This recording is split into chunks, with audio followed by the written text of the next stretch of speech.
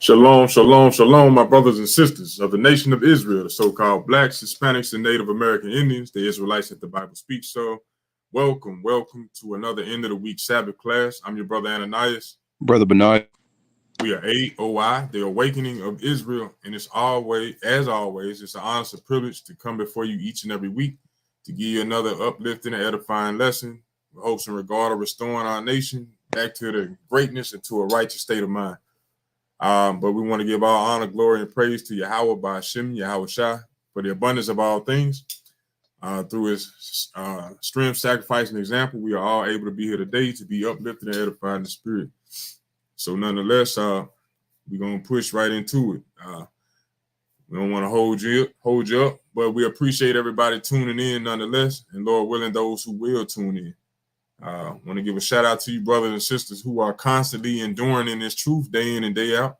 I know that the walk may be difficult at times, but remember the reason why the Lord woke you up, because you as an Israelite are able to endure the things that are put on your plate. So stay diligent, stay pushing forward at all times, and as always, keep these commandments and have the faith in Yahweh by Hashem Yahweh Shai. So we're going to dive right into it. Today's topic is called True Strength Comes from the Spirit. True strength comes from the Spirit. So that's what we're going to get into today. We appreciate everybody tuning in as well. Go ahead and hit that like button. Share this content. You got questions, you got comments, do so as well. But today's topic is called True Strength Comes from the Spirit. Now, why are we doing a class on this? Because a lot of times we take for granted what strength is, or I won't even say that. For the most part, we don't even know what strength is or where it comes from. We have been taught everything by our enemies. You know what I'm saying? We woke up into this truth and realized, damn, we've been lied to about everything. So we realized that we learned about strength. We learned about our God, our history through our enemies. But we got to reframe our mind. We got to renew our mind. And that's what we aim to do today,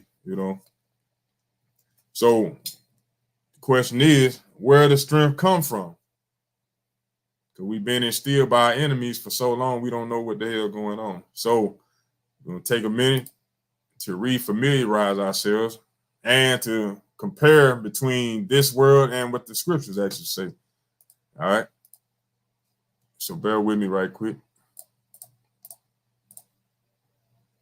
As always, we want to get a definition as to what the world says or as to what the word actually means, because sometimes we tend to hear one thing and think that we know what it's talking about and at the end of the day have no idea as to what it means.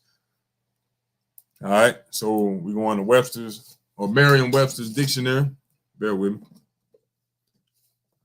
And we're looking up the word strength. And it says the quality or state of being strong, capacity for exertion or endurance, power to resist force, toughness, the power of resisting attack, legal, logical, or moral force, a strong attribute or inherent asset. So you got all these different definitions, but all we've been taught growing up was that Shalom, King. Shalom, brother. So like it, bro. Go ahead. All right. But like I was saying, the level of degree that we have come to terms with is that strength is just about what we can obtain. You know what I'm saying? Strength is, in this world, as they would say, what you can do at the gym, being a bodybuilder, the bigger you are, the stronger you are. But we know that not to be the case. Strength could be your money, your fame, like your LeBron James. They would say that brother's pretty strong. Michael Jordan, Oprah, for the amount of money that they have. Jay-Z, Beyonce, even Kanye, they would say that these people are strong. They got plenty of strength, They actually lack the things, or the definition as to what we're talking about actually goes in a different direction, because true strength don't come from your money. It don't come from you going to the gym. It don't come from how you can fight. You know what I'm saying? Those things do not show you where true strength comes from. All right. So let's go to the book of 1 Timothy right quick. 1 Timothy chapter 4, verse 8. All right. The book of 1 Timothy chapter 4 and verse 8. For bodily exercise profited little, but godliness is profitable unto all things, having promise of the life that now is, and of that which is to come. So now, are we saying that you can't go to the gym and work out? Nah, there's nothing wrong with that. You know, it says, but bodily exercise profited little. You know, as we speak beforehand, we were showing pictures of individuals that constantly go, they make it a career as to being bodybuilders or whatnot. Are they truly strong? No, because I guarantee if you go ask some of those brothers, we done seen it before. You know, the biggest people that you have seen that you would think would be strong as hell are actually weak. You know what I'm saying? Look at some of the NFL players, weak, big as hell, but weak mentally, spiritually, physically. I mean, they might be big, strong physically, but mentally weak, spiritually weak. You know, can't deal with persecution, can't deal with the lack thereof. You know, but the Lord said bodily exercise profited little, so it is a profit to it. It's not saying you can't go to the gym, that you can't work out. The Lord knows that that's profitable to you. Any work is profitable to you. But is that what true strength comes from? Does true strength come from the amount of money that you have? No. The level of fame that you have? No. As much money as Michael Jordan and LeBron James or Oprah have, they truly don't have any strength. Can they get up and save their people right now out of the cage state that they're in right now? No. They can't change anything about these laws that enslave us, entrap us. So are they truly strong? No. They got a level of notoriety, but that's about it. You know, they endured whatever it was that they had to do to get to that level of success in this wicked kingdom. But are they truly strong? Did their strength come from their money or their wealth? No. For bodily exercise profited little, but godliness, which is what we are striving to do, is profitable unto all things, having promise of the life that is now, that now is, and of that which is to come. Who's on dinner duty? Somebody got a TV playing or something in the background? Because it's echoing in. You don't mind turning it off or muting yourself. All right.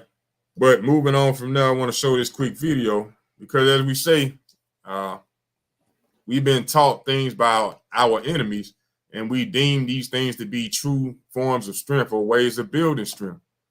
And what I want to show now is something that we have not even thought about, majority of us, even myself. All right. Bear with me. Yeah.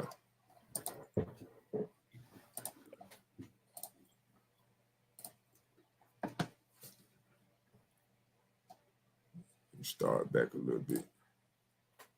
There. You know, the bad guy in pro wrestling is known as the heel, and the good guy is known as the baby face. So some people say that the whole origin of heel meaning bad guy in professional wrestling actually came from George Hackenschmidt being a professional wrestler. Now, probably the more well-known lift that George Hackenschmidt is associated with beginning is the bench press. So some people might argue that there were rough versions of a bench press dating back to the Greco-Roman times, which was really more kind of weighted push-ups and focusing on chest exercises. But George Hackenschmidt was the first person to lay down with a barbell and press it over his chest. And it actually started out as a floor press. So he didn't lay on a bench. He laid flat on the floor and would press a barbell. And he actually pressed 350 pounds the first time that he ever did that. And that's what really kickstarted the popularity of the bench press becoming what it is today. They would obviously evolve to not just pressing from the floor, but develop benches to bench press. And that's where the bench press movement really started, was with George Hackenschmidt. All right. So I wanted to bring that out to show our brothers and sisters that we truly don't understand the things that we do. And this actual exercise, which is done or performed constantly every time somebody goes to the gym. And we believe that by following this method, we gain strength. And it was actually a method that was conducted or performed by our enemy, in which he did to believe or to make himself believe that he was gaining true strength. The more that he was able to put on and lift, he began to think that he was becoming stronger.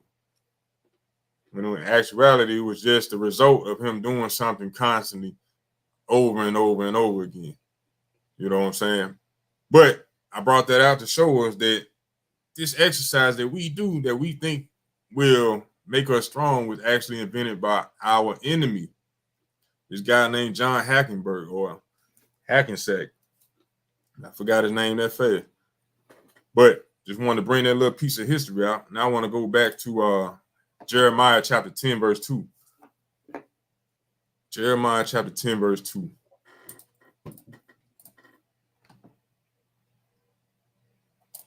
The book of Jeremiah, chapter 10, and verse number 2. Thus saith the Lord, learn not the way of the heathen, and be not dismayed at the signs of heaven. For the Read heathen, that one more time, King. learn Jeremiah chapter 10, verse 2. Thus saith the Lord, learn not the way of the heathen, and be not dismayed at the signs of heaven. For the heathen are dismayed at them. So this is a commandment right here, whether our brothers and sisters want to admit to it. The Lord said, learn not the way of the heathen. Now, we've been conditioned to do these things because we don't know. We didn't know any better. You know, we did these things in elementary, middle school, high school, trying to be like what we seen on the covers of the magazine. We wanted to grow up and be big and strong, you know. And a lot of people take that and they want to make careers out of it, you know. But the Lord said, learn not the way of the heathen. We wouldn't even consider that was a way of the heathen. A lot of times we don't even think about that. But we think the more that we can do, the more weight we can do, that's true strength right there. When actually your strength actually comes through your spirit. Your true strength comes through your spirit. Because what they teach us is lies and vanity. Let's go to Psalms 58 and 3 right quick. And the Bible speaks on that. They teach nothing but lies. They will never teach you anything that's actually going to be beneficial. Even though you might see results, you know, you see your chest might get bigger, whatever the case may be. But are they really teaching you anything that's going to make you better? Because at the end of the day, when you see these things, all you're going to do is just keep looking in the mirror. That's vanity. How is that helping your people? Think about that. Psalms 58 and 3. Book of Psalms, chapter 58, verse 3. The wicked are estranged from the womb. They go astray as soon as they be born, speaking lies. Speaking what? Speaking lies. So the enemy, the wicked, especially the so-called white man, his main objective when he come out of the womb is to speak lies. They ain't gonna speak no truth to you. They will not teach us anything that will be beneficial. You know, we got to keep that in mind. So while we lining up to vote for them, we trying to get inside their system and change the rules or whatever the case. Think we changing the rules. We want to get in city council and stand in line and vote for the president. We already must know that the system is already set up to oppress us from the beginning, you know, and whatever they set in place is not for our benefit. Even working at these jobs, anything they put on the paper is not for our benefit. Even though they say they will pay us, it's not for our benefit. It's for their benefit to make the company grow and become prosperous. It's not for the employee. They're going to give the employee, just like the government give our sisters, the bare minimum so that they keep coming back. Just like the dope man. He going to give you that free sample. He going to give you just enough so you keep coming back. Think about that. They ain't going to give you the things that are beneficial. So we must understand that the enemy, the wicked, are estranged from the womb. And as soon as they be born, they're going to do nothing but speak lies. So let me put this other video on the screen right quick.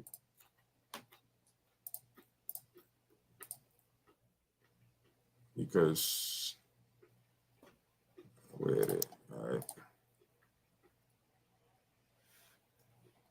Have told us is a lie. They tell us that our heart is a pump. Your heart is not a pump. Your heart is a valve. Your lungs is a pump that pumps the blood to the heart. The heart is a valve mechanism that controls the cardio output of blood. Everything they tell us about everything is a lie. They tell you your hair is just hair. No, our hair is non-ether hair. It is actually an extension of your nervous system. It is used to scan the environment, and it brings all of these different melanin neurotransmitters back to your skin to tell you whether to actually engage in the environment or take fight or flight and run away.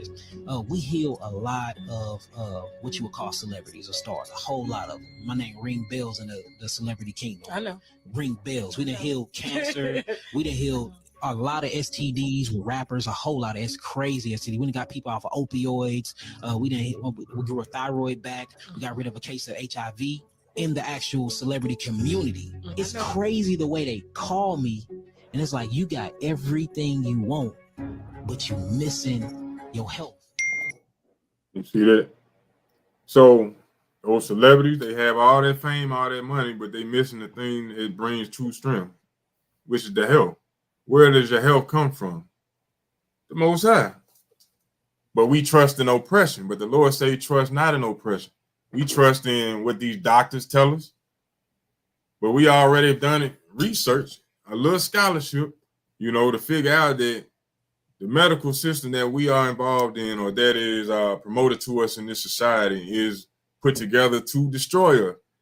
We did research on that. We found the evidence that John Rockefeller switched everything from being holistic to the petroleum, to the pills, the cough syrups, to the chemo. We know through the research that the same people who we go to for help are the ones who are setting us up to be destroyed. Once again, like the brother was bringing out, they teach nothing but lies. As the scriptures say, when they come out the womb, they do nothing but speak lies. So we can't trust and we can't learn the way of the heathen because their way is destructive. We got to follow Yahweh by Hashem Yahushua. So let's go to Book of Psalms, chapter 62, verse 10. The Book of Psalms, chapter 62, verse 10. The Book of Psalms, chapter 62, and verse number 10. Trust not in oppression, and become not vain in robbery. If riches increase, set not your heart upon them. Read that one more time, King. Psalms chapter 62 and verse 10. Trust not in oppression, and become not vain in robbery. If riches increase, set not your heart upon them. All right, let's go to Psalms 37 and 39. So the Lord is saying, trust not in oppression, whether or not we want to admit to it. If you in this truth and you've been in it for a while, or you new to this truth, you understand and know that we as a people have been oppressed and are still being oppressed. That's what you read throughout the scriptures. For the majority, because of our rebellion, we have been constantly oppressed. But even though we've been oppressed, the Lord said, trust not in oppression. Trust not in the things that our enemies set up or dictate to us to be true or to be helpful or to be beneficial. Trust not in oppression. Don't trust in their laws, their politics, their religions, their education, their foods, their health. Everything that they set up is to be detrimental to the Israelite man, woman, and child. We know these things. But whenever we wake up, we got to put these things in action and stop following blindly, knowing damn well it ain't never helped us. That's why the Lord tells us this is a commandment right here. Trust not in oppression and become not vain in robbery. Don't turn a blind eye or giving the other cheek to smite when you knowing that you ain't being robbed right now. When the Lord was speaking about that, he was talking about your own people. About turn the other cheek to him. But we in oppression right now, being robbed day in and day out, and we don't even realize it, or don't even care about it. We'll excuse me, I'm getting ahead of myself. We'll know that we're being robbed or taken advantage of, and we won't do a damn thing about it. We'll continue to follow into that path of slaughter, just like the scriptures say, we as sheep being led to the slaughter. We'll know we will be misled and still follow blindly down that path to be slaughtered, you know, because we trust in oppression. The Lord said, trust not in oppression, and become not vain in robbery. If riches increase, set not your heart upon them. So when you get more money in life, don't set your mind on that. Your mind should always be focused on Yahweh by Hashem Yahushua. You can't have excuses saying I ain't got time to pray to him, to talk to him, to read about. Hey, if you setting your mind on riches, hey, what do you think what's gonna happen? What's coming behind it? But from there, let's go to Psalms 37 and 39. Psalm 37 and verse 39. Book of Psalms, chapter 37, verse 39. But the salvation of the righteous is of the Lord. He is their strength in the time of trouble. In the time of trouble, when we need saving, our strength is of the Lord. If we need saving, you got the damn red, white, and blue behind you. It doesn't matter how many times you was able to bench press, how much money you had in your pocket, how many fights you won. Man, no, that's not where your strength comes from. Your strength comes from the Lord. Salvation of the righteous, meaning those who keep his commandment, is of the Lord. He is their strength in the time of trouble. That's what you read constantly throughout the scriptures. I'm gonna give you an example, like when he gave Moses the assignment to go to Egypt to Pharaoh to free the children of Israel. He told Moses, I'm gonna harden Pharaoh's heart where he will not listen to you. But I want you to continue to do what I told you to do, because I'm with you. And he told him these things. That's where he got his strength from. It didn't matter how long he had been in Egypt, how many people he knew, or how much money he had, because he was trying to come up with excuses to tell the Lord he wasn't the man for the job.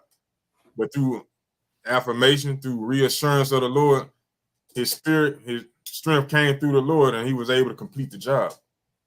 All right. So from there, let's go to Numbers chapter 27, verse 15. Numbers chapter 27, verse 15. So we realizing what? That the Lord is our strength. Not ourselves, the Lord. Not our mindset, but the Lord. Numbers chapter 27, verse 15. The book of Numbers. Book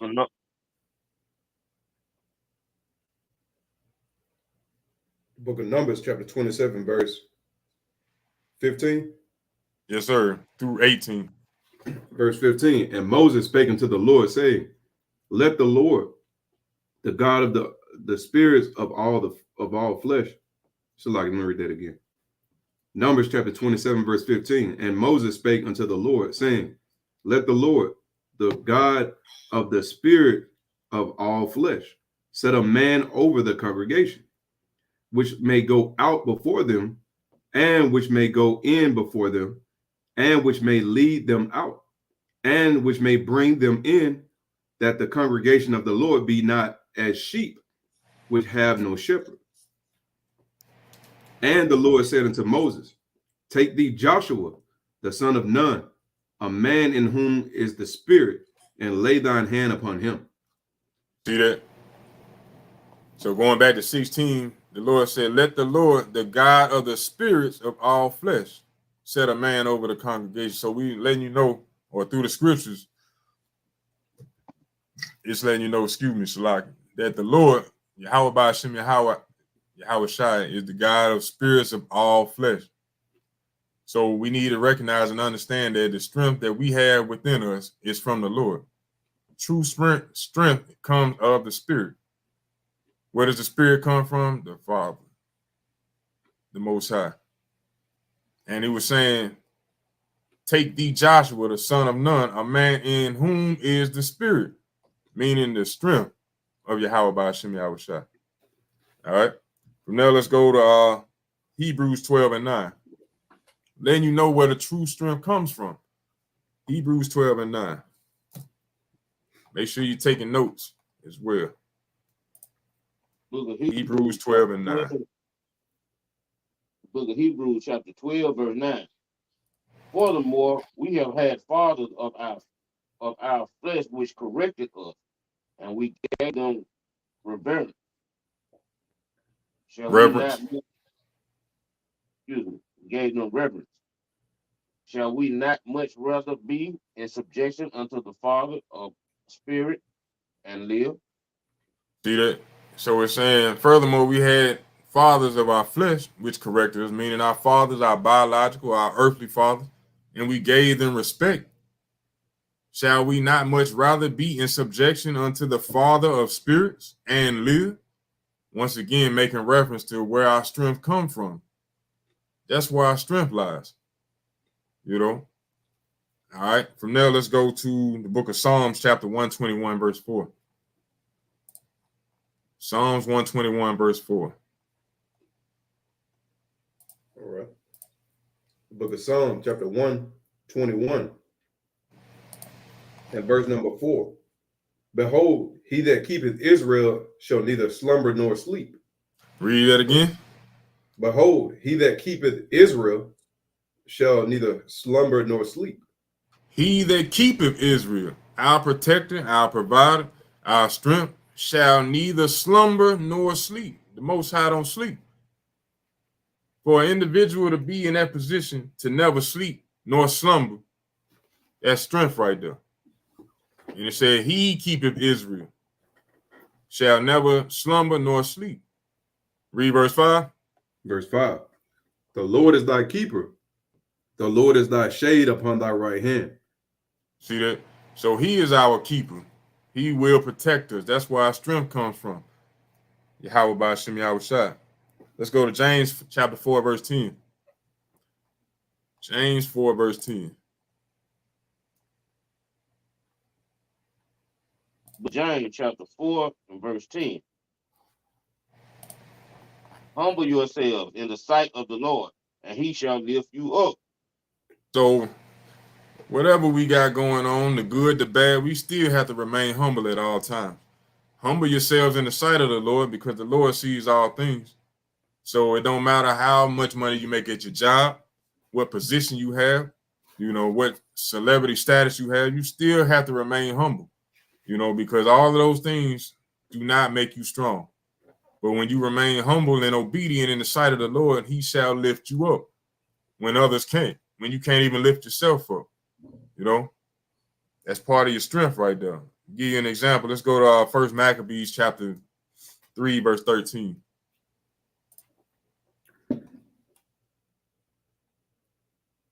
First Maccabees chapter 3, verse 13. First Maccabees chapter 3, verse 13.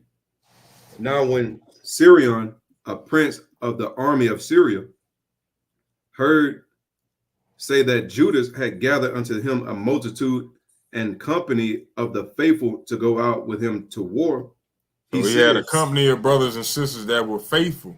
Read.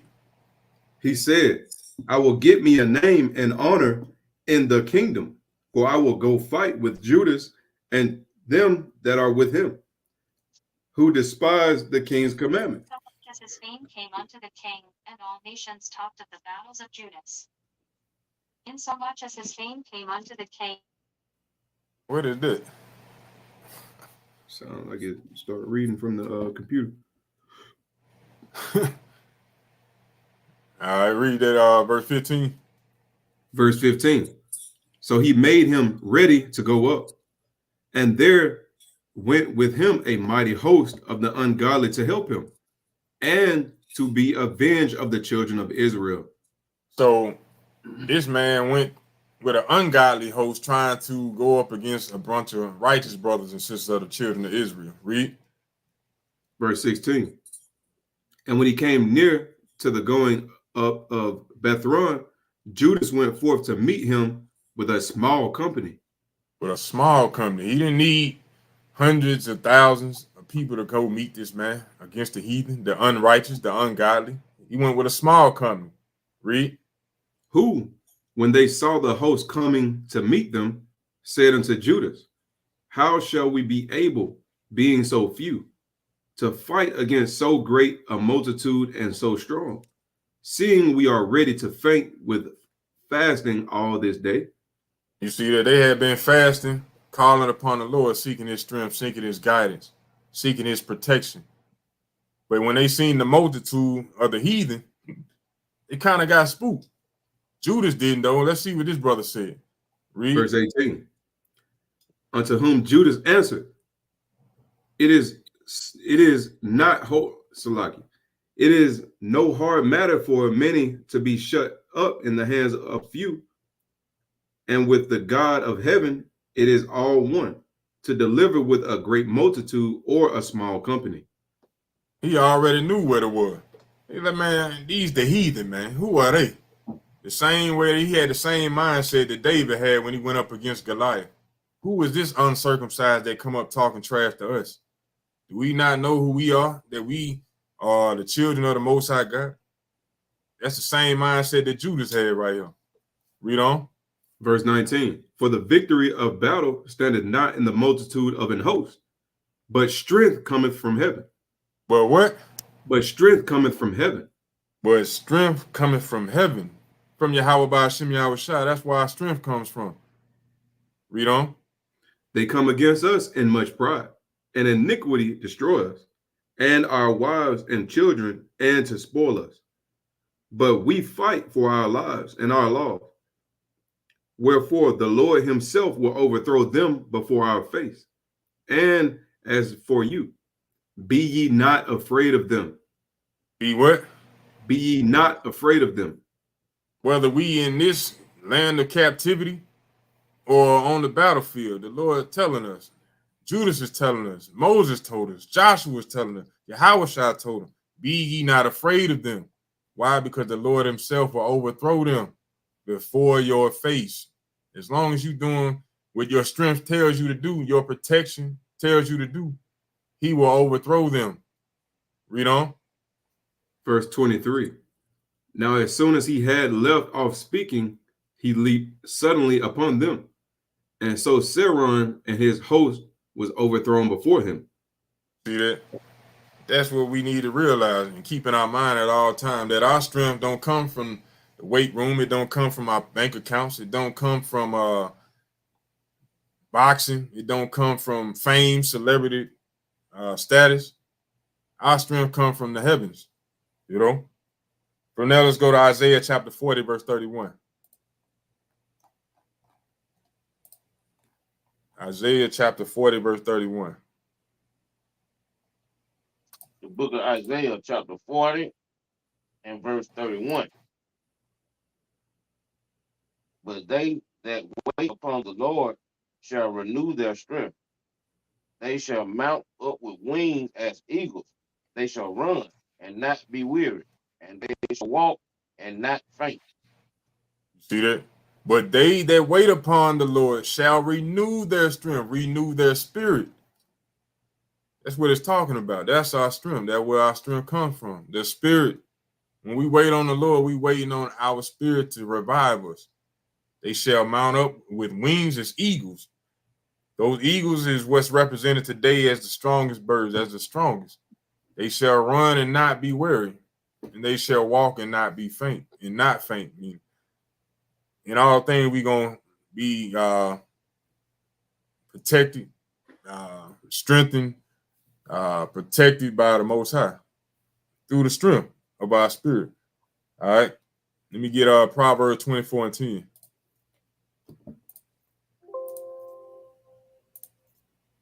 Proverbs 24 and 10. The book of Proverbs, chapter 24 and verse number 10. If thou faint in the day of adversity, thy strength is small. If you fall, when you go through what is in the scriptures called our light afflictions, in the day of adversity, thy strength is small. You been trying to build, or you're in this world thinking that you've been doing this and you're thinking that you're strong. But in the day of adversity, if you fall, that means your strength is small. Your spirit ain't as strong as you thought it was. If thou faint in the day of adversity, when you don't get your way, when things ain't going your way. If you faint in the day of adversity, I'm going to read that again. Thy strength is small. Now, you never hear anybody talking about your strength being small. They either say you got it or you don't. But the Lord said it's levels to this. Because if you're fainting in the day of adversity, your strength is small. And that's what Judas Maccabeus was reminding the people. That's what Joshua was doing when he was reminding the people. That's what Moses was doing when he was reminding the people. Be thou strong and fear not during the days of adversity. Because they knew that's what we got to go through in order to get where we going. It's going to be some troublesome times. The Lord said offenses will occur, but woe to them when they do come. If thou faint in the day of adversity, thy strength is small. All right. But we as a people, let's get Genesis 32 and 28 right quick. We as a people, we are blessed among all. We are chosen above all. We are the elect. We are the chosen. So our spirit is like none other. You know, that's why everybody wants to be us, but they don't want to walk in our shoes. They love everything about us, but they hate us because we chosen. You know, let's go to Genesis 32:28 right quick. The book of Genesis, And go ahead, King. the book of Genesis, chapter 32 and verse 28. And he said, thy name shall be called no more Jacob, but Israel. For as a prince hast thou power with God and with men, and hast prevailed. So, brothers and sisters, if you're watching this class, highlight this in your book, make it stick in your mental, because this is what the name Israel means. This is what the name Israel means. And even though we bring it out quite a bit, we need to dive into it and understand that this is talking about how we get our strength through our spirit. But Israel, for as a prince has thou power with God. That's our strength right there. Through the Spirit, the Father of spirits. That's our power with the Most High. We got power with him. The other nations don't have power with the Most High. And with men, meaning we got power over these men. Power to influence them, to do good, to do evil. And has prevailed. Everything that we done been through all the different captivities that we have been through, no other nation would be able to survive those things. But through the strength of our spirit, we are still here. Through the strength of the Spirit of the Most High. I mean, because as it says in Malachi 3 and 6, he said he don't change so that you sons of Jacob will not be consumed. Paraphrasing. So because the Lord don't slumber, he don't sleep. He's all powerful, almighty, all glory. We are still here. You know what I'm saying? So we got power with the Most High and with men and have prevailed. Prevailed what? Things like captivity. I'm going to go to this article right quick. This is called the Fugitive Slave Act of 1793. All right. The Fugitive Slave Act of 1793.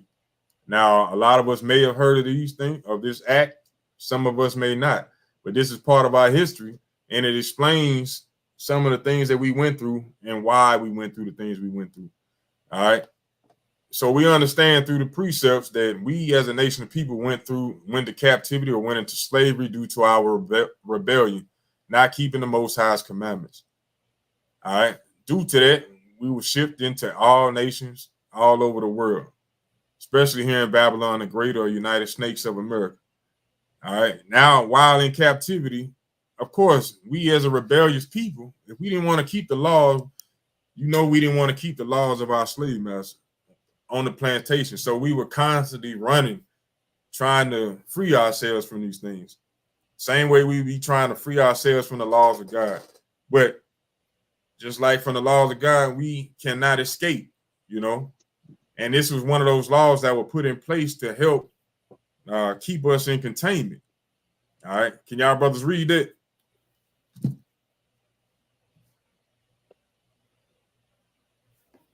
All right, I'll read it. The Fugitive Slave Act of 1793. We still online? Y'all still there? Yeah, I'm here. Okay.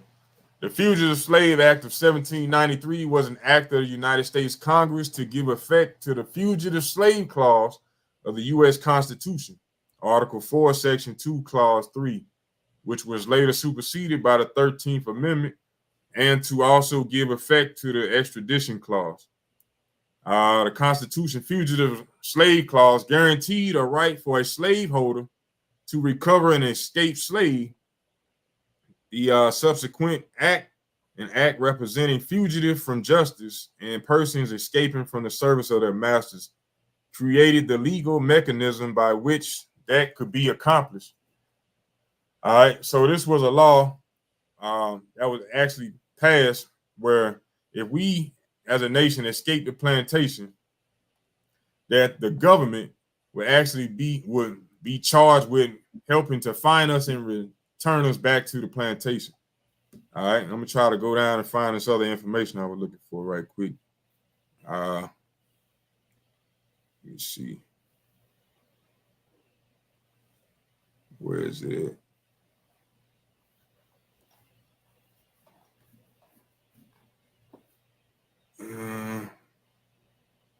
All right, but what it actually went into was talking about that if we escape from the South, if we made it all the way up there to just say Pennsylvania or Virginia or New York, if we made it that far, guess what? That act would still hold Congress responsible to getting us back, bringing us back to the plantation, and then hold them responsible to charge us in the courtroom as well. Let me see if that's it.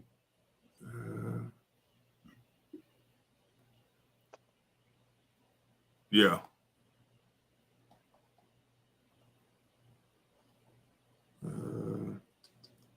Yeah, it said the act was written amidst a controversy about a free black man named John Davis, who was kidnapped from Pennsylvania and brought to Virginia.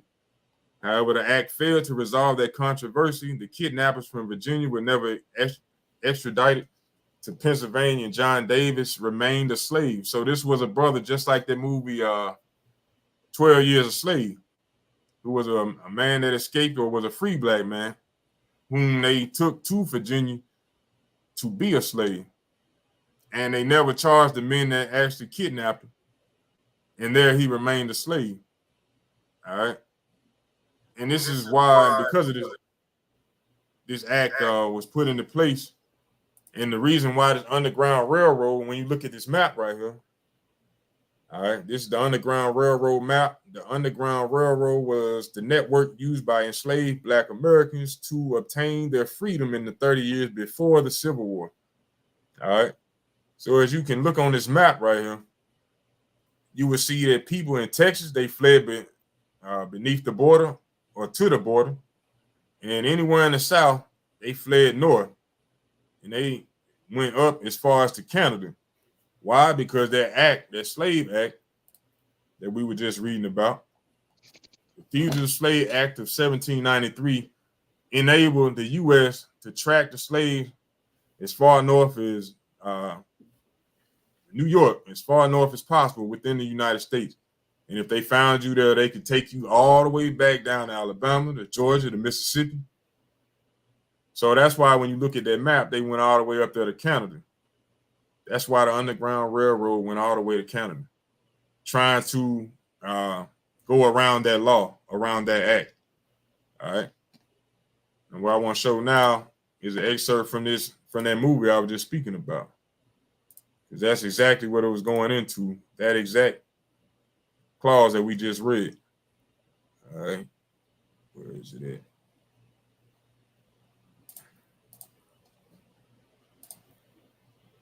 Because this brother, when you pay attention to what he's saying, he'll say he was from Canada.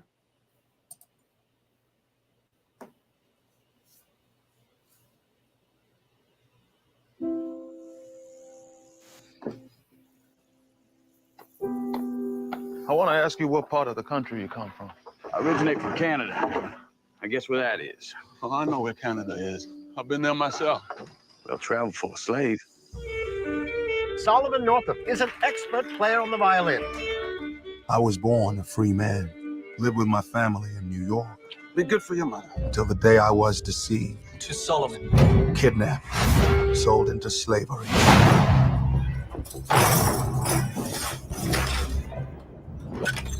Well, boy, how you feel now? My name is Solomon Northup. I'm a free man. And you have no right whatsoever to detain me. You're no free man. You're nothing but a Georgia runaway. Went down to the river Jordan. And that servant that don't obey his Lord shall be beaten with many stripes. That's scripture. The condition of your laborers, it's all wrong. They're my property. You say that with pride. I say it as fact. Drink! Man does how he pleases with his property. You come here. I said come here! Days ago, I was with my family in my home. Now you tell me all is lost. If you want to survive, do and say as little as possible. My soul arising. But I don't want to survive. For the year when I want to live. I thought you know something. I did as instructed. There's something wrong. It's wrong with the instructor. Master brought you here to work. Any more will earn you 100 lashes. I know what it's like to be the object of Master's lash. In his own time, good Lord will manage them all. I will survive. I will not fall into despair. I will keep myself hardy till freedom is opportune.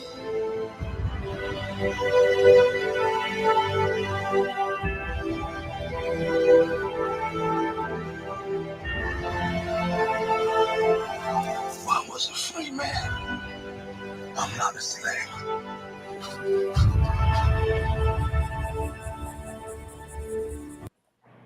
Now, did this brother's strength come from the weight room? Did it come from his money? Did it come from his celebrity status, his fame? No. His will to go on, his strength came through the Spirit because he knew who he was. He knew what he had to fight for. That's where his strength came from, the Most High. Let's go to 2 Timothy chapter 1, verse 7. Imagine that, though. Could we take what we got going on right now for granted? The fact that we can wake up every day and then flip the switch and the power come on, jump in the car, crank it and drive down the road to go be oppressed. You know, we take those things for granted to wake up every day to see our families. We take those things for granted to be able to sit down at the table and eat with your family. We take those things for granted. But here was a man who was free, born free, so to speak, still in the land of captivity. But nonetheless, they done stole this man, had him hiding out in the back of a carriage as if he trying to escape. The same way we was trying to escape from the plantation is the same way they were bringing us back. Same manner. Let's go to 2 Timothy 1 and 7 right quick. The book of 2 Timothy, chapter 1, verse 7. For God hath not given us the spirit of fear, but of power and of love and of a sound mind. See that? He didn't give us a spirit of fear. That's earthly. That's man-made. But of power and of love and of a sound mind. But of power, where that power come from? From our spirit. Where our spirit come from? Yahweh B'Shem Yahushua. And of love. The love is the commandments. And of a sound mind, knowing who you are and what we're supposed to be doing. He didn't give us a spirit of fear. We're supposed to fear him, but he didn't give us a spirit of fear. Here we are today, fearing the damn enemy, the oppressor. And they the basis of man, the weakest of all races. And we fearing them and hating ourselves. Loving them and hating ourselves. The Lord didn't give us that spirit. We learned that from our oppressors. Let's go to Luke chapter 10, verse 16. Book of Luke chapter 16, or verse 10, excuse me. Chapter 10, verse 16. Book of Luke. So like Book of Luke chapter 10 and verse number 16. He that heareth you heareth me, and he that despiseth you despiseth me. And he that despiseth me despiseth him that sent me. We're going to read the 20. Verse 17. And the 70 returned again with joy, saying, Lord, even the devils are subject unto us through thy name. So And he these said devils are subject unto us through thy name, through Yahweh by Hashem Yahushai's name. You know, these devils, meaning these other nations. That's why the name Israel says we got power with God and with men and have prevailed. We prevailed through slavery constantly, captivity after captivity. But we read right here that the Lord gave us power, even that the devils are subject unto us through thy name. Read on. Verse 17. Verse 18. And he said unto them, I beheld Satan as lightning fall from heaven. Behold, I give unto you power to tread on serpents and scorpions, and over all the power of the enemy, and nothing shall by any means hurt you. See that? Not anything shall hurt you. I give you power. Did we give ourselves that power? No. The Lord said, I give unto you power to tread on serpents and scorpions and over all the power of the enemy.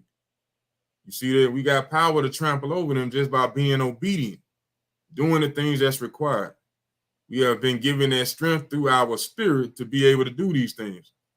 And we are the only ones that can do it when we keep his commandments. The other nations, they don't have that power. Now, going back to 18, it said, and he said unto them, I beheld Satan as lightning fall from heaven. Now, a lot of our people will read that in times past before coming into this truth, and even some that's in the truth, they read this verse and they think by reading this verse right here that Satan fell from heaven. That's why he's at war against the Most High. That's Christianity on the brain right there. Satan fell from heaven as lightning. They show it in animations, cartoons, and in movies. This verse right here, and this is what deceives our people because they don't connect the dots or the precept.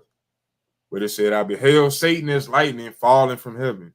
Now, what you need to understand when you read the scriptures is that heaven has several different meanings, and so does hell. And when it was saying or talking about Satan as falling from heaven, that meaning from a status. Like right now, Satan is in rulership right now. They in rulership right now. His people. They in rulership. That's why Job 9:24 said the earth is given into the hand of the wicked. They in rulership right now. This is their heaven. We were in heaven when we were ruling. Days of King David, Solomon. We were in rulership. We fell. Let's get that in Lamentations right quick. Let's go to Lamentations 2:1. Just to prove that falling from heaven is not falling from where the Most High is at. Let's go to Lamentations chapter 2, verse 1. The book of Lamentations, chapter 2 and verse 1. How hath the Lord covered the daughter of Zion with a cloud in his anger, and cast down from heaven unto the earth the beauty of Israel, and remembered not his footstool in the day of his anger. You see that? They were talking about how Israel was cast down from heaven unto the earth. That's when we were in a high state. But when we rebelled against the Most High, he stripped us of our heritage and brought us low, fulfilling those curses that were written in Deuteronomy 28. When he said that the stranger among us would get up very high and we would come down very low. We were in a royal, we still royalty, but we were in a royal state, but we failed due to our rebellion, you know? And here we are today, still on the bottom for constant rebellion, not knowing who we are, what we're supposed to be doing. And even in those times, our people knew who they were and they still rebelled, not taking the Lord serious, just as our brothers don't take him serious today. They take him for a game until something actually happens. And then they still might not listen. But hey, all we can do is deliver the message. If they want to take heed to it and they don't, it is what it is. We love our brothers and sisters, but hey, we rebellious as hell today, not knowing and knowing who we are as a nation of people. All right. From now, let's go to Philippians. Well, let me go back to where we was at in Luke. I think it was something I missed out on or skipped over. Let me go back right quick.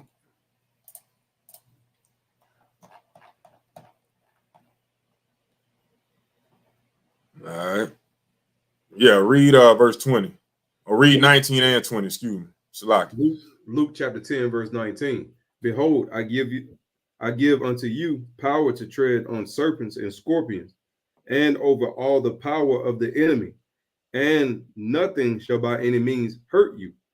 So Yahweh Shem Yahushua gave us power to tread over these serpents, these devils, over all the power of the enemy. Read. Verse 20. Notwithstanding, in this rejoice not, that the spirits are subject unto you, but rather rejoice because your names are written in heaven.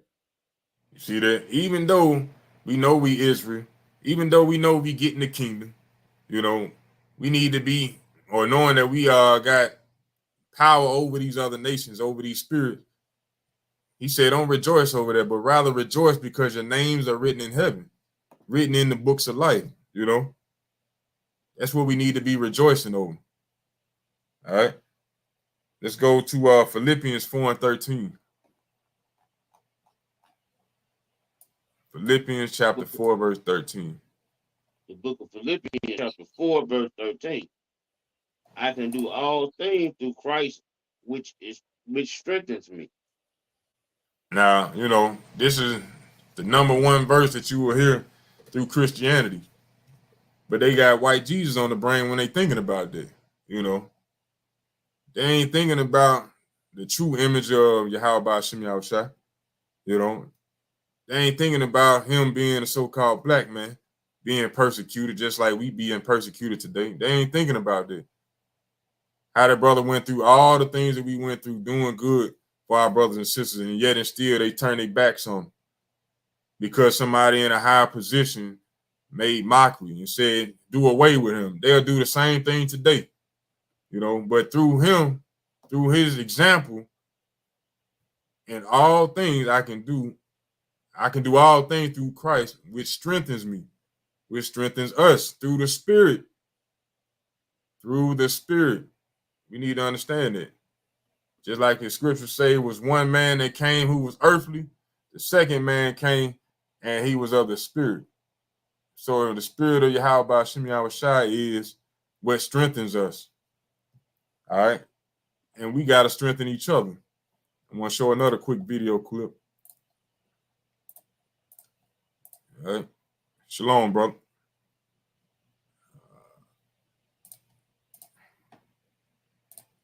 Shalom, huh? Zeus! Zeus! Zeus! Zeus! Zeus! Zeus! Zeus! Zeus! Pulling, punch all the way through. When you feel the pain, go all the way through. That could be a barrier in life or anything. Punch hard. Zeus! Zeus! Now punch it hard enough. Punch through it. You feel pain? Shake that off. Let's go. Zeus! Zeus! Zeus! Zeus! That's what this is about. Good. Let's get to that. Why are you crying? That's what this is about, son. It's okay to cry. We cry as men. Why? That's the thing that we got to realize as well. What he teaching this young man is the same thing we are, even as adults, got to realize. It's going to be hard times, things that we're going to go through that's going to have you in tears. Have that pain where you ready to quit, where you don't want to punch through. But then that's when you got to dig deep to find where your true strength comes from. It's where you got to turn back to your strength when you get weak. Zeus! Zeus! Zeus! That's what this is about. Good. Let's get to that. Why are you crying? That's what this is about, son. It's okay to cry. We cry as men. Why are you crying, though, son? Oh, Shalaki. Can y'all even hear that? Yeah. Mm-hmm. Can you see it, though? No, you we can't see, see it. You can see it in here. We can't see it anymore. But okay, hold on. I didn't know I was sharing the whole thing. Let me start it over.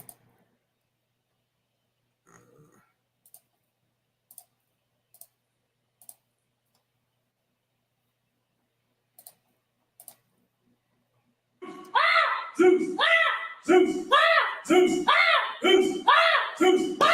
Zeus! all the way through. When you feel the pain, go all the way through. That could be a barrier in life or anything. Punch hard. Now punch it hard enough. Punch through it. You feel pain? Shake that off. Let's go. Zeus! That's what this is about. Good. Let's get to that. Why are you crying? That's what this is about, son. It's okay to cry. We cry as men. Why are you crying, though, son? Come on. Tell me, why are you crying? It's called a test for a reason, but why are you crying? Go ahead, sir. Because what? Because it is harder to move with my left hand. Okay, good. But you did it. You punched him with your left hand. You know in life there's going to be things harder for you to do than other things? Yes, sir. And you know those things that may appear to be hard to do, you're going to have to do as a man, regardless. And it's going to take tears. It's going to take the blood of Yeshua, Jesus, and your sweat to break through it. You understand? Yes, sir. So I don't mind you crying. I cry a lot too. You know what I'm saying?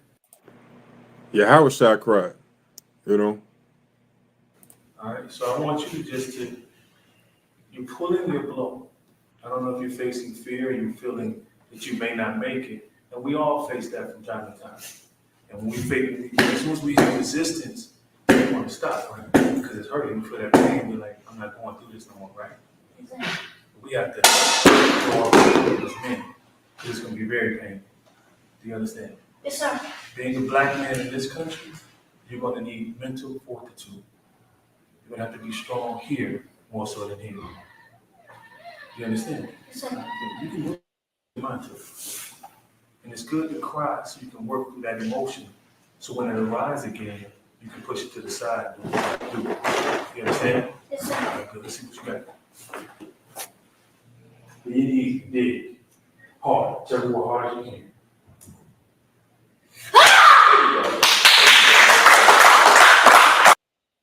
Now, did he go to do anything? No, he dug deep to find that strength of spirit. His spirit had to be spoken to. It had to be built up. He had to be reassured, just as the Lord deals with us. And that's what we got to do with each other day in and day out. Continually build each other up. Consistently want to learn and challenge each other to be great. Not to stay in the same situation, not to be complacent, but to continually want to build one another. Because we're going to have to go through these things. We got to continue to punch through these barriers that we're going to go through in life. Now, our enemies, they don't want us to do these things. They just say, hey, relax, have a good time. Follow me. That ain't what the Lord said. And this is a perfect example of how we must be.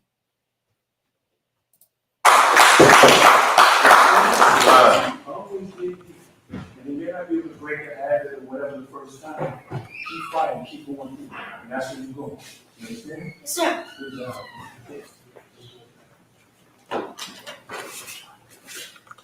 Right. Yes, sir.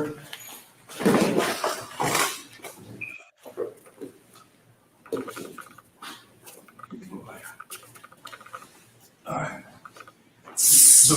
This is something that the fathers need to pay close attention to. You can do your numbers. What? Oh.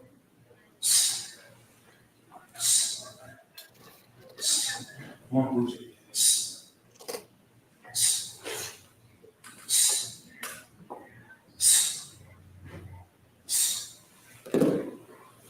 Keep going, son. Right now.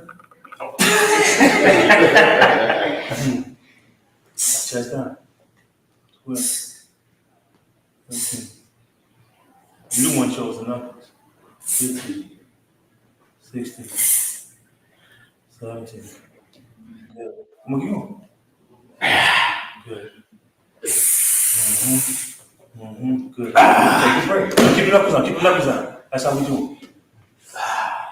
This is what it is to be a father. Am I doing 50 for real? No, sir. Zeus! You got it, bro. Come on. You got it. Come on, big boy. You know how to back if you ain't got it. That's what we do, right? You gotta dig deep. Being a black father is a challenge, right? Amen. Yeah. So it's ain't gonna be easy. Wait till you get 16. You ready? Dig. I ain't got to dig. Give me the thing. Hurry up. All right, now this for you. You my man. So when tough times get tough, this is just the end of the thing, right? I want you to block your mind out. What's gonna happen when you raise up the sun? So block the pain. Good. Go to sleep. Good. Put your knees down. All right? Excellent. I always push certain men a little further. And you've been like a role model dad, and like amazing. You can bring him every day, not missing, and supporting the cave, and how you take him to the rallies and all that. It doesn't go unnoticed, brother. So I salute you, you know, for being that type of father. It's an honor to have you. Respect. Stay out here. Give Bruce a hand and pat.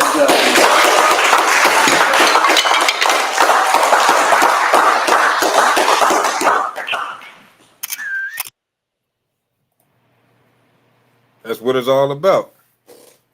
Building and digging deeper to find your strength, which is in your spirit. True strength comes from the spirit. Let's go to John chapter 6, verse 63. You got to break through these barriers. The things that we're going to go through in life, these trials, these tribulations, we got to be able to break through these things. To stay diligent at all times. Not following the ways of our enemies, not trusting in our enemies, but trusting in the Lord.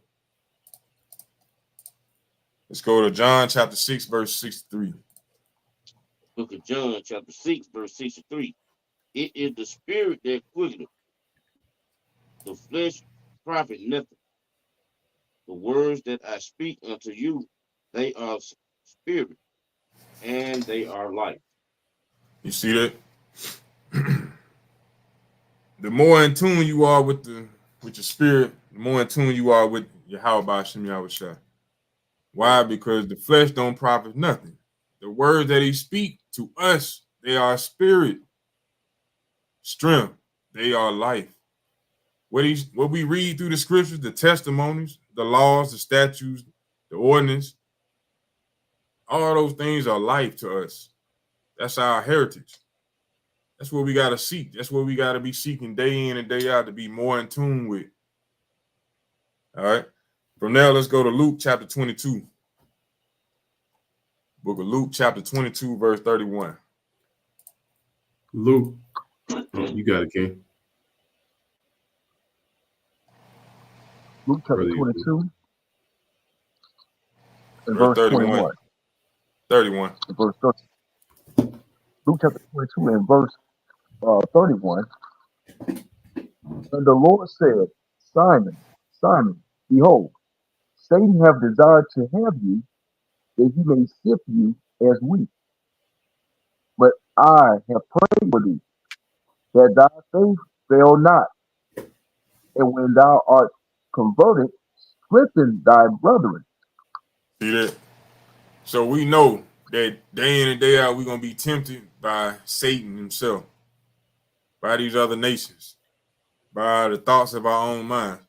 But we got to be praying for one another so that our faith fail not.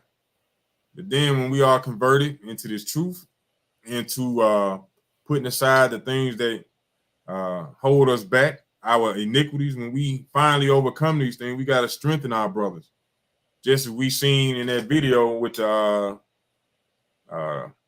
brother teaching them how to punch through the blocks, through their barriers.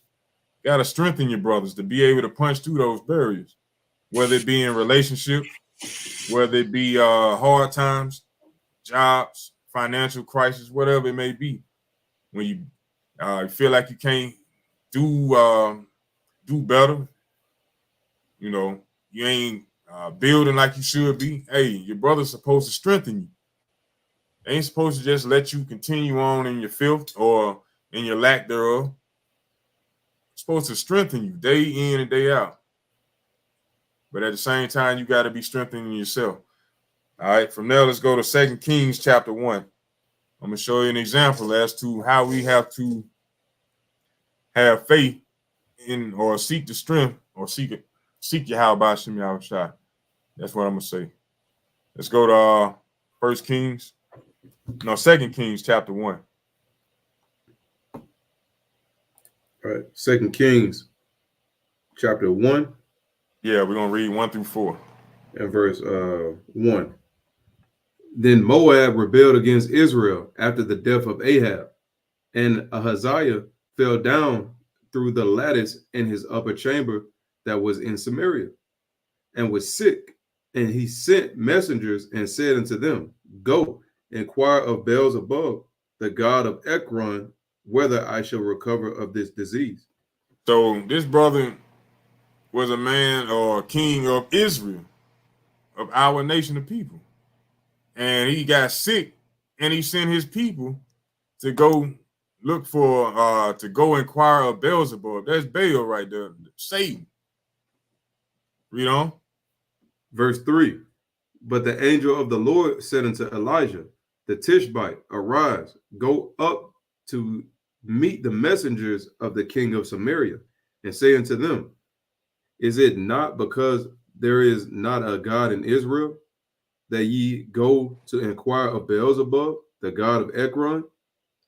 Now, therefore. So he sent Elijah to this. He sent Elijah to go talk to the messengers of this king, to send message back to this king saying, "Why are you going to seek after Beelzebub when I'm here? You going to seek after the god of Ekron?" Read on. Verse 4. Now therefore, thus saith the Lord, thou shalt not come down from that bed on which thou art gone up, but thou shalt surely die. And Elijah departed. See that? Jump down to verse 16. Because of his unbelief. Because of his unbelief, the Lord said, you're not coming off that bed, because you choose consistently to go get your answer, get your remedy, to get your strength renewed from your enemy. The Lord said you ain't gonna make it off that bed. You're going to die right there because you don't trust in the Lord. Read verse 16 and 17. 2 Kings chapter 1, verse 16. And he said unto him, Thus saith the Lord, for as much as thou hast sent messengers to inquire of Beelzebub, the god of Ekron, is it not because there is no God in Israel to inquire of his word? Therefore thou shalt not come down off that bed on which thou art gone up, but shalt surely die. So he died according to the word of the Lord, which Elijah had spoken.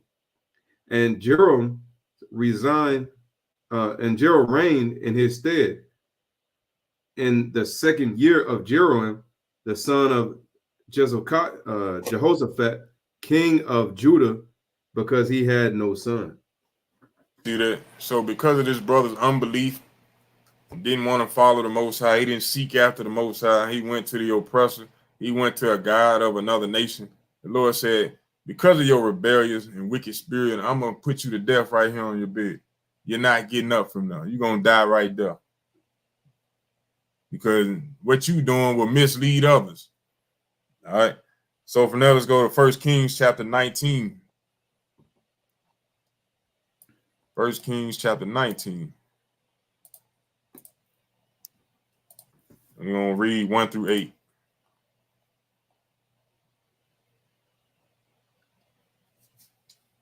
First Kings chapter 19, verse 1. And Ahab told Jezebel all that Elijah had done, and withal how he had slain all the prophets with the sword. Then Jezebel sent a messenger unto Elijah, saying, So let the gods do to me, and more also, if I make not thy life as the life of one of them by tomorrow about this time. So she up there really feeling herself right now. She talking to the man of the Lord, talking to one of his prophets, a mighty prophet. She talking to him crazy, you know what I'm saying? Kind of how a lot of these sisters be talking today, you know? Read on.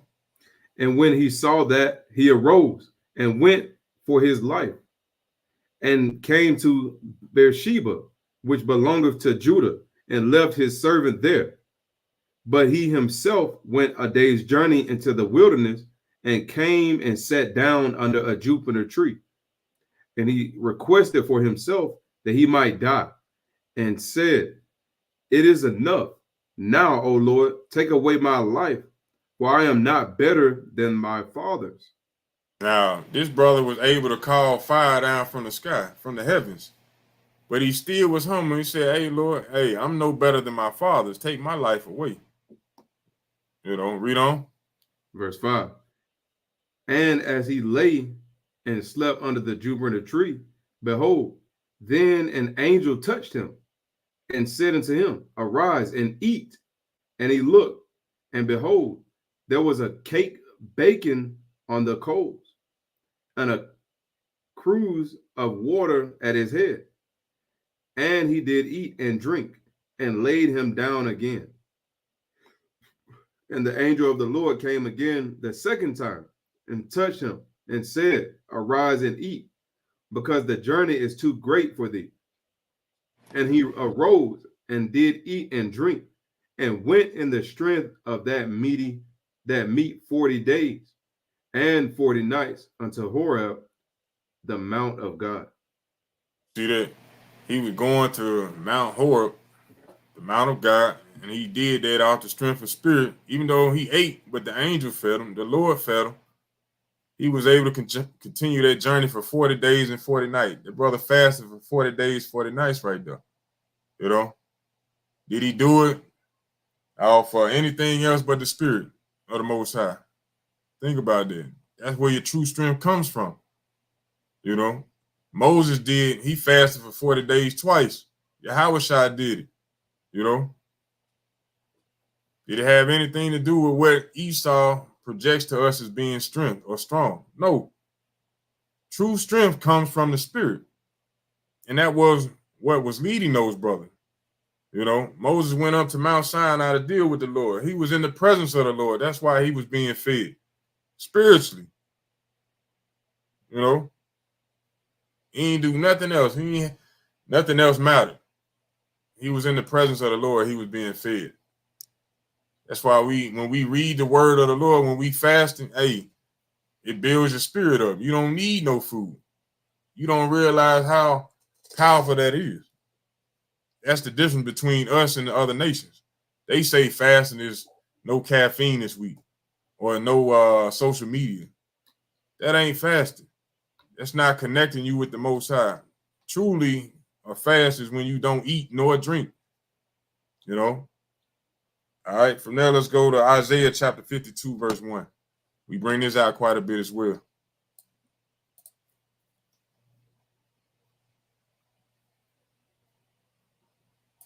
Isaiah chapter 52, verse 1 and 2.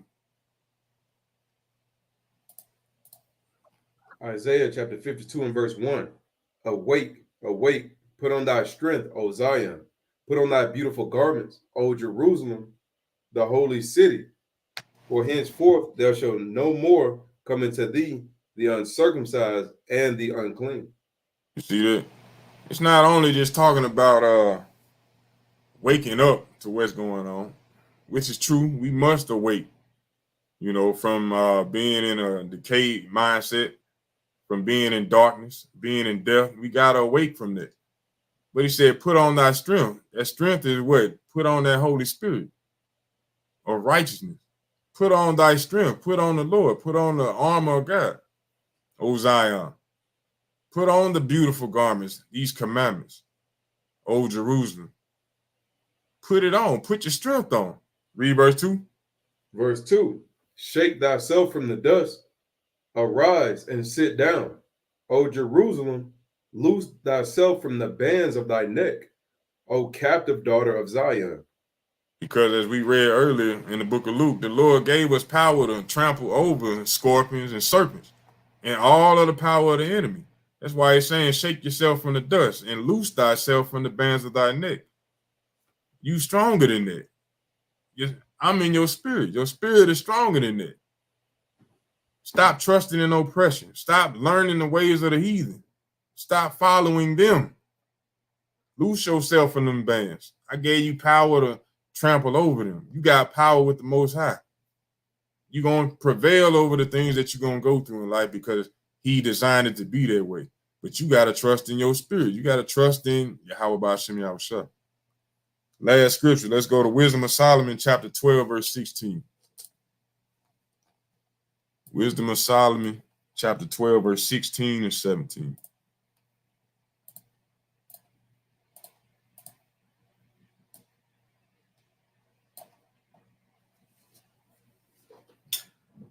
Wisdom of Solomon. Go ahead, Ken. Wisdom of Solomon, chapter 12, verse 16. For thy power is the beginning of righteousness, and because thou art the Lord of all, it maketh thee to be gracious unto all. For when men will not believe that thou art of a full power, thou showest thy strength, and among them that know it, thou makest their boldness manifest. But thou So when men mastering will not thy believe, power, that's it. That's it. judges with equity, and Verse 17 says, for when men will not believe that they are but full thou of power, mastering thy power, thou show.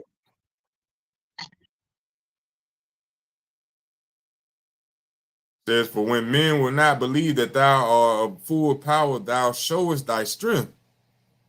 And among them that know it, thou makest their boldness manifest. So when we realize who we are and what we're supposed to be doing, the Most High is making our spirit bold, and He making it manifest. You know, the way we go out to the highways and byways and speak boldly, confessing the works of the Lord among all nations. Why? Because the Lord has showed us that He is full of power. He's showing us the strength. So we're going to make it bold. I mean, make it manifest boldly. You know, we don't care no more about what these other nations think, about what anybody thinks. We're going to serve the Lord day in and day out, regardless, you know, because we fear Him, not those that can kill the body, but those with the Most High who kill body and soul. And because we truly love the Lord, that's how we're going to continue to move in the spirit. Why? Because that's where our strength comes from reading His word, from seeing the testimonies that our brothers and sisters went through, our forefathers went through, all the different atrocities, seeing how these other nations been trying to hide who we are. Once we find out who we are and what we're supposed to be doing, hey, we're going to stand boldly and do what's required because the Lord is making it manifest. But that's all I got. Y'all brothers want to add anything? You want to say, man, that was a good class, bro.